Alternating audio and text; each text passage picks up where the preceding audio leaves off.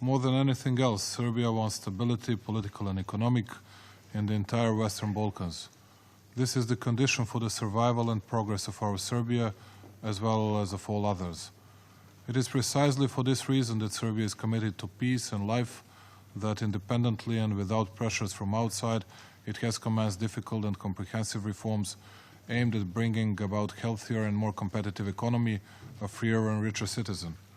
We do not invent problems outside the borders of our country, and we do not raise nationalistic tensions in the region, because we have enough courage to face and solve our own problems courageously. Serbia, therefore, has stayed away from conflicts in the region, even from verbal ones, for only weak and irresponsible politicians, whenever they have internal problems, open old nationalistic wounds and confuse issues, turning the region backwards. We have no part in it. And we are not weak because of it. On the contrary, it is the sign of our strength and a long-term strategic thinking. All of you in this August Forum know well the importance of Kosovo and Metohija for my country and all its citizens, as well as the attention with which the Republic of Serbia follows the developments in its southern province administered under UNSC Resolution 1244 by the United Nations Interim Administration Mission in Kosovo.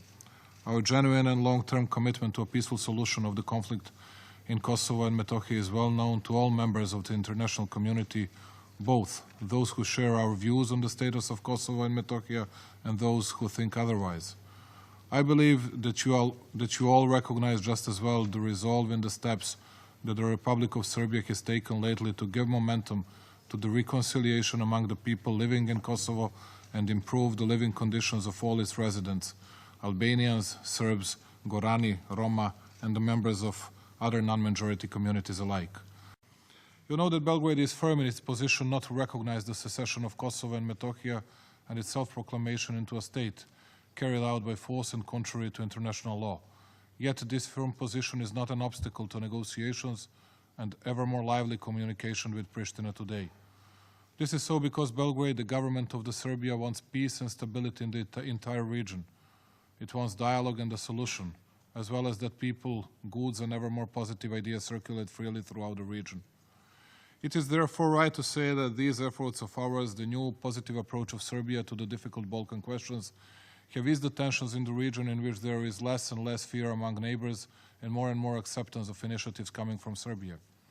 We have proved by our acts that we want more than anything else peace in the Balkans as the basis of its development.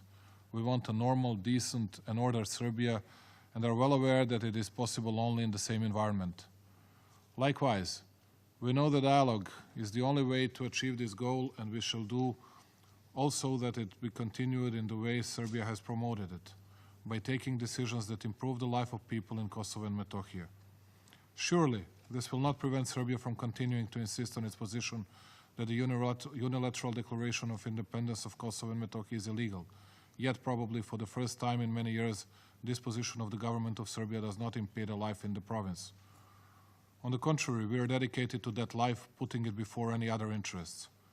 At the same time, this gives us the right to request for the Serbs in Kosovo and Metohija exactly what we want for the Albanians: the possibility to live, work, be safe, communicate, and move around normally. We therefore believe that everything that Serbia has done in the last 2 years towards spreading and promoting these positions deserves attention, recognition, and support.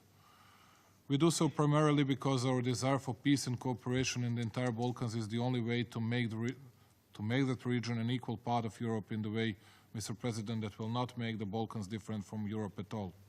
The life of Serbs in enclaves all over the province is quiet, modest, and difficult. They live in today's ghettos to the shame of Europe and the world. This is the common knowledge of all UNMIK members who have been there, as well as the obligation of each and every righteous servant of the United Nations to report the plight and predicament of these Serbian towns and villages to the world. This is why the regular UNMIK reports should address the harsh realities in which Serbs south of the Ibar River live with special attention. We want and must speak of the people that live there, both north and south of the river. We want and must defend their life, their right to work, to move freely, to be free, to go to school, to receive medical treatment, and to be able to protect themselves. It is precisely for these reasons that nobody can speak of Serbian chauvinism, a new Republic of Srpska or hegemonistic aspirations today. The right to life is universal and untouchable. Serbia too has the right to fight for this right. After a century of conflicts, wars and victims, this government has made a step forward towards the Albanians that surely can be called historic. Instead of conflict, this government chose agreement instead of problem solutions, and most importantly, instead of death, life. This is the life and the rights that we demand for Serbs as well. Mr. President, the Republic of Serbia is firmly committed to continuing its active and constructive participation in negotiations with Pristina at all levels and to implementing the agreements reached so far. We are ready to continue the process, yet our willingness to negotiate does not mean that we are weak. Our constructiveness does not mean that we acquiesce easily, and our belief does not mean that we are naive.